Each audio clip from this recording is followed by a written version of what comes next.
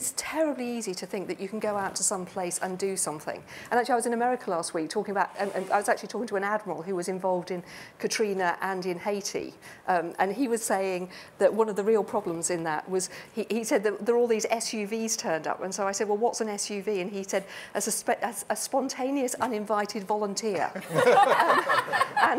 and it's absolutely right. But isn't that the power of one? Well, it may be, but if you're not, if you don't know what's going on in the circumstance, and if you don't know how that's going to be sustained, then you've got a real problem. It's back to that thing. You've got to really do the detailed knowledge about what's really going on there. You've probably got to have local people who really understand the local situation, understand why the teeth get knocked out. You know, that's the world that we live in now. It is the people of those places themselves to determine what's happening. At the turn of the century, 10 years ago, less than 50,000 people were on HIV drugs, ARV medication. Now it's over 4 million, you know, because of interventions like the Global Fund.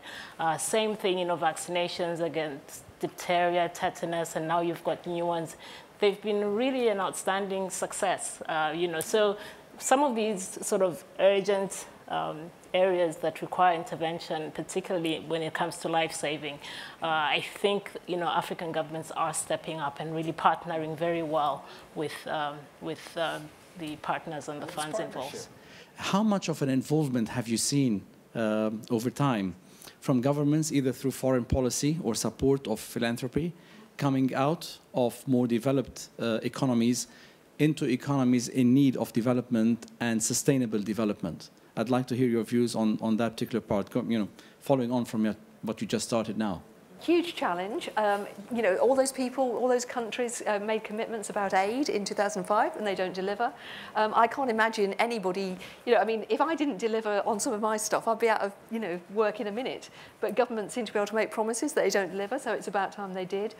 Also, you know, many of us need to keep working on what their foreign policies are and what they're doing, because so much of this is a much bigger questions. They are questions of world trade and so on that really need changing. That is what is keeping poor people in poverty as well. So a lot of work to be done. And if you really wanted to be brave in your philanthropy, you'd support a lot of campaigning people to change those rules, actually. Raise your voice, because it's important if you want to influence your government, and follow your money in philanthropy.